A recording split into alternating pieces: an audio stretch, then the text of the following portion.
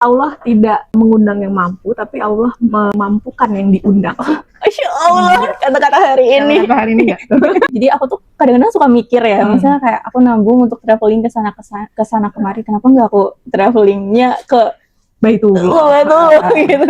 Kadang-kadang next. Kadang-kadang suka kepikiran kayak gitu, cuman kayak aku selalu ngerasa kayak aku belum cukup pantas untuk kesana gitu. Apakah pantas?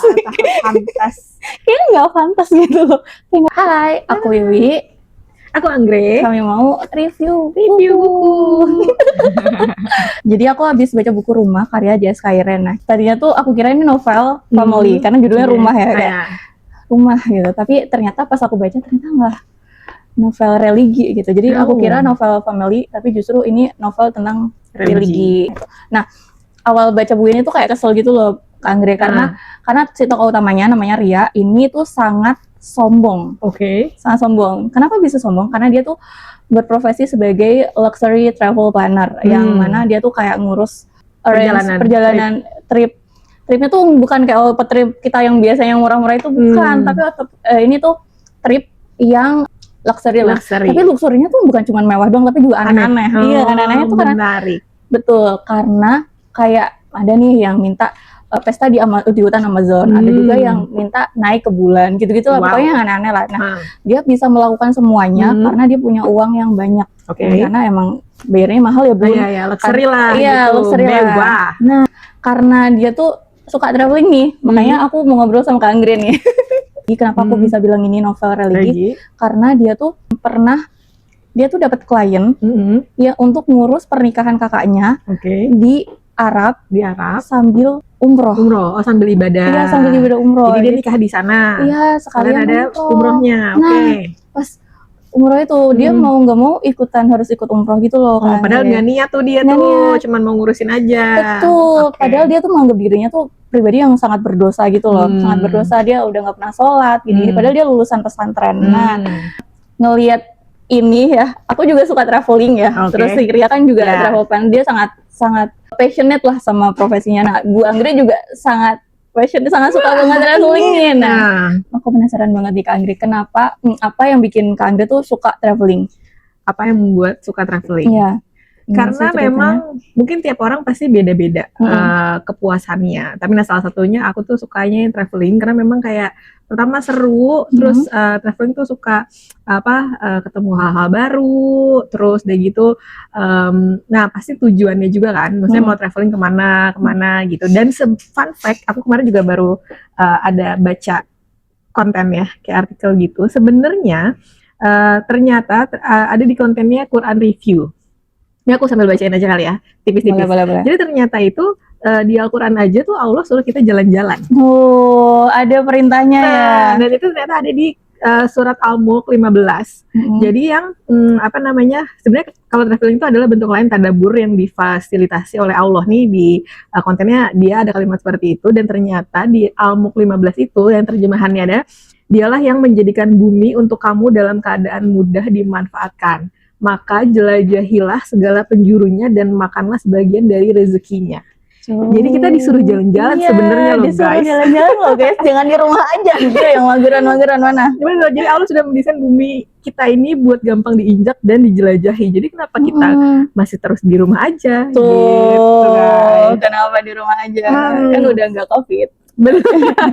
Nah itu ternyata tuh memang dalam Islam juga disuruh gitu. Dan sebenarnya pengalaman pribadi juga tuh kayak kalau ternyata pertama kali aku ke luar negeri, sebenarnya traveling nggak harus ke luar negeri ya, kemana aja sebenarnya di lokalan juga menarik banget. Kita Indonesia banyak banget destinasinya, dan bahkan orang-orang luar aja suka banget sama negeri kita gitu ya. Tapi kita harus cobain juga nih, pertama kali ke luar negeri waktu itu sebenarnya aku ada kerjaan gitulah gitu. Nah terus jadi kayak begitu menginjakkan di bumi Allah bagian lain, itu tuh kayak wah ternyata tuh dunia itu nggak sesempit itu, dunia tuh luas dan kayak dapet insight yang wawasannya tuh jadi kebuka banget gitu loh, ketemu orang-orang baru. Jadi nggak hanya tetangga kanan kiri aja nih, orang lain di belahan dunia lain sana juga banyak. Dan yang belum dapat jodoh, mungkin jodohmu ada di belahan dunia lain.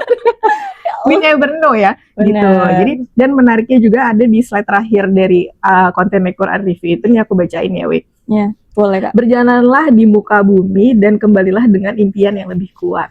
Nah, itu jadi kayak sebenarnya setiap perjalanan itu pasti ada experience-nya beda-beda dan itu sangat bisa diinspirasi lah gitu, dijadiin refleksi kita untuk kedepannya. Terus kenapa aku senang? Jadi itu setiap apa kan ada orang kesenangannya beda-beda ya. Misalnya dia beli barang, segala itu kayak senang banget. Nah, tapi kalau aku dibanding beli barang, ketika ngeliatin dokumentasi foto-foto dan segala macam tuh kayak senengnya tuh ada lagi nyengir-nyengir sendiri udah ngerasain kan bener banget wah beda sih experience-nya gitu jadi dan memang nggak pernah nyesel sih untuk bisa pergi-pergi kemana itu tidak menyesal gitu karena apa kenangan itu akan selalu ada gitu ya Kak Anggre ya kayak terus Kak kalau boleh tahu pertama kali Kak Anggre kayak ngerasa oh emang jiwaku nih di traveling nih itu pas kapan apa yang bikin Kak Anggre kayak gitu pas keluar negeri apa pas di Indonesia apa gimana?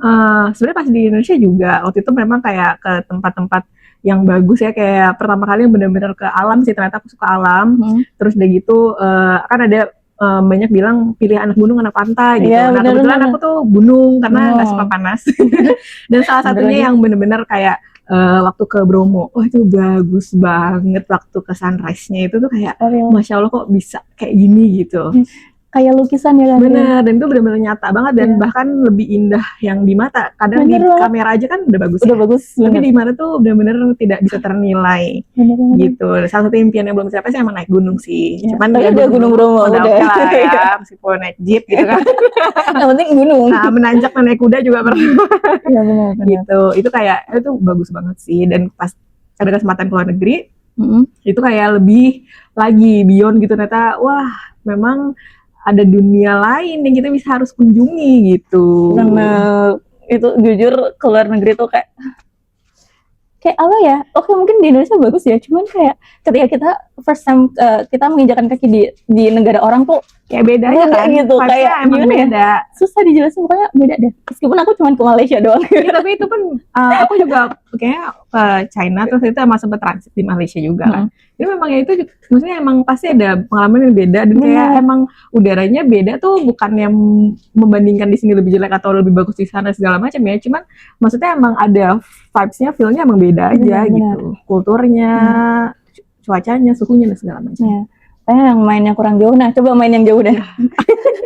Terus balik lagi ke buku Kak, di buku ini tuh ada yang tadi kan aku bilang ya dia merasa sangat berdosa, tapi kenapa dia bisa sampai umroh gitu dan ternyata pas dia umroh kan dia kayak terpaksa ya Kak tadinya karena dia kan emang karena kerjaan dan dia emang sebenarnya udah nggak yang religius gitu loh, meskipun lulusan pesantren karena ada satu hal lainnya. Nah dia tuh di situ dia merasa kayak aku tuh sangat berdosa tapi kenapa aku umroh gitu. Nah terus dia mendengar percakapan dari kenalannya punya istri gitu. Nah istrinya tuh ngomong kalau hanya orang tanpa dosa yang diundang ke sini ke tanah suci maka tempat ini akan kosong. Nah jadi tuh kayak ini jujur aku juga kayak tadinya mungkin aku kayak Ria juga ya tokoh utama Ria. Nah aku kayak maksudnya bukan pribadi yang religius banget kayak aku cuman standar aja deh gitu yang kewajiban aja biar gitu. Biar minimum at least gitu kan. Cuman pas aku baca ini tuh kayak oh iya ya gitu kalau misal yang tanpa dosa doang tempat ini emang bakalan kosong gitu. Nah menurut Anggre gimana tuh pandangan terkait ini? Nah aku jadi inget jadi waktu pas manasik pertama kali mau umroh kita manasik dulu nah Ustadz itu menjelaskan bahwa kan banyak tuh mitos ya sebenarnya yang kayak nanti kalau kamu ke tanah suci kamu di sana akan dibalas apa yang kamu lakukan di sini semua akan kamu terima balasannya langsung di sana gitu makanya banyak yang termakan sama mitos itu yang kayak takut gitu gue bakal diapainin di sana gitu nah padahal itu cuma mitos guys jadi Ustadznya bilang kalau justru kita itu berangkat ke sana untuk menjadi lebih baik untuk memperbaiki diri gitu jadi itu tuh cuma mitos yang kita dibalas di sana tapi memang di sana juga nggak boleh pikir aneh-aneh berbuat aneh-aneh memang itu akan kita merasakan lah kalau ngebatin aja tuh itu tiba-tiba ada yang buat kita tersadar gitu fast track tuh langsung langitnya jangan macam-macam tuh langitnya tipis gitu ya cuman memang itu mitos tuh jadi memang justru kita yang ada panggilan untuk kayak merasa mau mendekatkan diri justru jangan takut untuk ke sana justru kita di sana untuk memperbaiki diri mohon ampunan dan segala macam itu kayak gitu oh iya. Nah balik lagi gimana sih kalau yang berarti kalau misal pun kita berdosa nih, kita ngerasa kita kayaknya penuh dosa gitu, mas sholat masih bolong-bolong, tapi nggak apa-apa ya Kak Andre untuk Nggak umroh? apa-apa. Justru sebenarnya kayak kalian nih yang berangkat umroh itu kan ada bener-bener aku ngerasain kalau itu panggilan. Bener-bener tuh dipanggil. Jadi kalian bisa berangkat ke sana itu atas kehendak Allah guys. Memang undangan. Jadi yang uangnya lebih banyak dari kita itu belum tentu terpanggil ke sana. Belum tentu mau ke sana. Bahkan ada waktu itu satu rombongan dia hanya pedagang nasi goreng dan dia bisa sampai sana karena diumrohin orang. Oh ya. Ternyata dia dibayarin. Tapi jadi Allah tidak mengundang yang mampu, tapi Allah memampukan yang diundang. Masya Allah, kata-kata hari ini. Kata hari ini nggak tuh? Itu nanti jadi highlight ya hooknya. Nah, iya jadi kayak gitu, Wik. Jadi memang itu panggilan tuh real. Jadi benar-benar jadi memang kita harus luruskan niat pergi ke sana itu untuk ibadah. Gitu. Dan itu karena Allah, bukan karena duit kita, bukan karena siapa yang bayarin kita. Makanya ada bacaannya itu waktu pas pertama tawaf itu juga memang Bismillahi Allahu Akbar. Jadi subhanallah walhamdulillah wala ilaha illallah wallahu akbar. Jadi benar-benar kita harus ngosongin semua bahwa kita ibadah itu ya karena Allah, bukan karena duit kita. Bisa sampai situ bukan karena siapa yang bayarin kita, itu memang karena Allah. Masya Allah. Ya Allah, jadi kajian rohani sore ini. Tipis-tipis ya. Iya, jadi gitu kan, Dre. Jadi aku tuh kadang-kadang suka mikir ya, maksudnya kayak aku nambung untuk traveling ke sana kemari. Kenapa nggak aku travelingnya ke Baitullah gitu.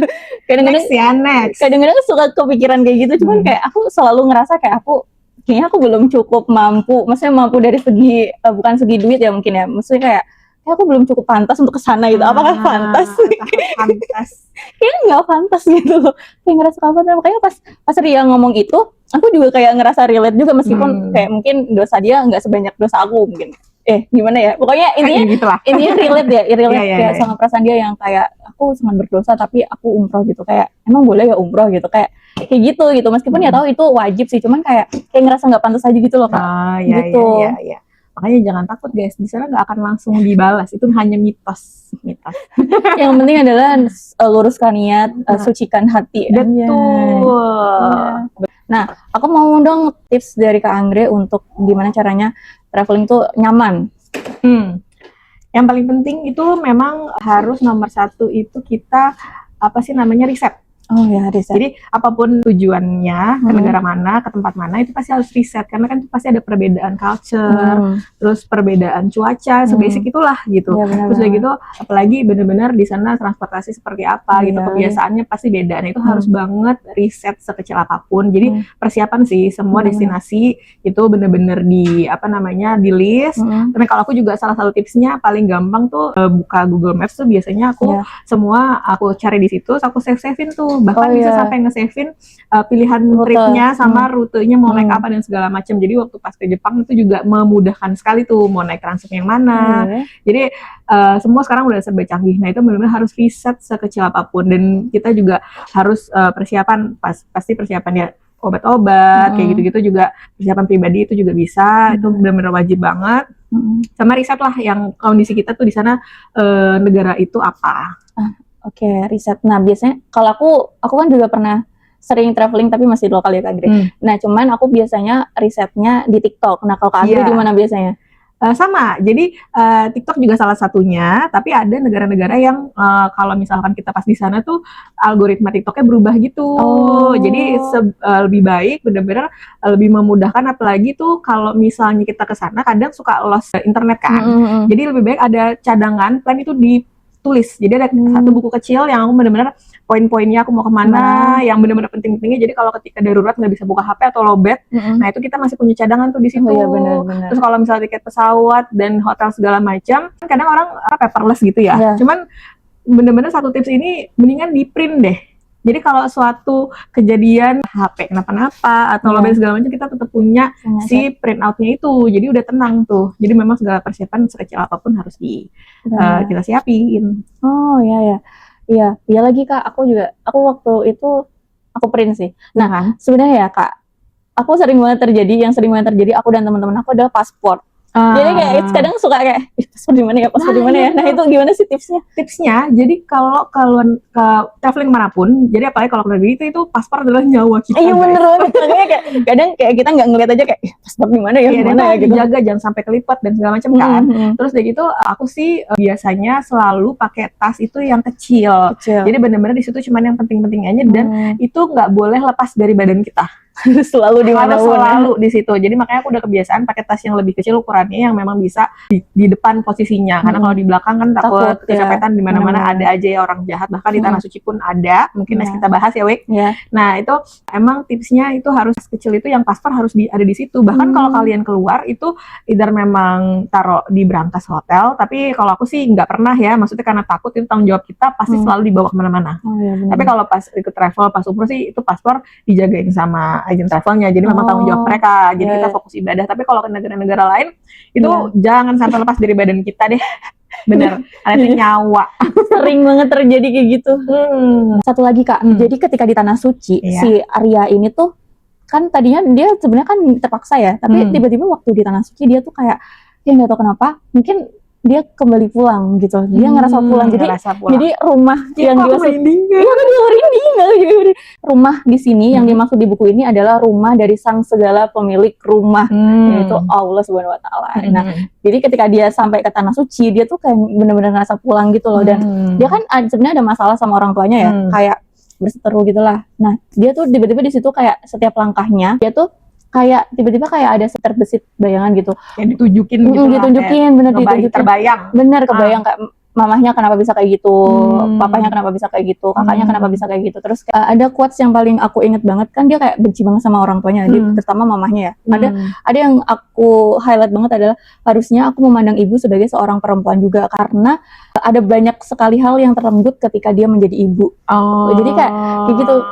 Jadi ketika menjadi seorang ibu aja tuh udah suatu pengorbanan gitu loh, banyak hal yang direnggut gitu. Jadi kayak gitu sih, aku jadi ikut introspeksi diri juga gitu. Jadi dia introspeksi ya. Dari pengalaman Kak Giri gimana waktu umroh gitu? Kalau di sana sih yang kan banyak orang yang kayak ada pengalaman apa di sana gitu yang nggak bisa terlupakan atau tiba-tiba agak spiritual gitu ya. Sebenarnya ada beberapa, tapi paling aku inget itu waktu pertama kali. Jadi pertama kali aku ke sana kan pertama kali ke Madinah dulu. Nah, pas ke Madinah itu sampainya memang ada sholat tahajud tuh jam 2:30 pagi tuh aku udah bangun dan itu ke Masjid Nabawi. Nah itu kan pertama kali ya, jadi kayak wah maksudnya terkesima lah gitu. Nah habis itu pokoknya aku masuk sholat tahajud segala macam itu pertama kali kan di dalam Masjid Nabawi. Pas aku sujud aku tuh ngerasa tuh kok karpetnya nih wangi banget. Wangi banget gitu. Terus sampai malah aku pikir apa ini raudoh? Katanya raudoh kan yang karpetnya hijau. Ini karpetnya hijau, tapi kayaknya enggak. Aku sempat tanya, raudoh tuh yang mana ini? Bukan. Tapi aku ngerasa aku cerita ke suamiku kayak, tadi aku sujud tuh wangi banget di karpetnya gitu kan. Suamiku masih kayak, gitu. Dia diem aja tuh. Nah, udah segala macam. Madinah terus akhirnya kita berangkat pas ibadah umrohnya itu kita pindah dari Madinah ke Mekah. Nah, udah kan ke Madinah Mekah segala macam, udah ibadah umroh. Terus ada kesempatan waktu kita nyium Ka'bah. Nah, pas ada kesempatan nyium Ka'bah, so aku cium si kiswahnya itu, megang, cium terus wanginya kok sama waktu pas aku pertama kali sholat di situ, dan itu waktu pas sholat di Madinah itu ya cuma sekali tuh ngerasain wangi itu, karena nggak cuma sekali ya sholat di Masjid Nabawi. Jadi wanginya sama, aku cerita lagi tuh, tau nggak kok wanginya ternyata sama loh sama yang aku cium waktu di Madinah gitu. Dia masih oh ya gitu kan. Dia masih diem aja tuh. Terus mana yang pertama kali juga begitu aku sholat haji tiba-tiba ada kucing nyamperin tuh di Nabawi, yang kucingnya bersih 3 warna gitu, yang bagus banget gitu. Nah terus padahal aku nggak suka kucing, jadi dia nemenin aku tahajud gitu. Nah ternyata udah pas sampai Indonesia, dia suamiku baru cerita kayak dia bilang, emang kamu ngerasain wangi? Padahal masa dia di batinnya dia tuh enggak kok, dia sujud segala macam tuh enggak kok, nggak wangi gitu, dia nggak ngerasain wangi itu. Jadi kayak ya mungkin something lah gitu yang tidak bisa dijelaskan. Jadi itu yang benar-benar kayak wanginya tuh nggak bisa, aku masih inget wanginya, masih inget, dan itu kok sama gitu. Jadi kayak wah gitulah, berkesan ya. Nah berkesan itu salah satu alasan kenapa kita harus traveling tuh itu ya, maksudnya traveling perjalanan kemanapun, maksudnya nggak cuma diem di tempat kita aja. Salah satunya itu kayak menciptakan kenangan, core memory, bener banget. Jadi kayak ketika kita tua nanti tuh kita nggak nyesel gitu loh, aku waktu muda nggak kemana-mana gitu. Jadi kan muda berkelana, tua bercerita gitu. Jadi nanti tuh ada hal yang bisa kita ceritain ke anak cucu kita gitu. Oke, cukup ya Kak Amir, yang mau disampaikan lagi nggak? Udah sih, paling itu aja. Mungkin next komen-komen di sini sih. Kalau ada yang mau next kita bahas. Boleh. See you, bye.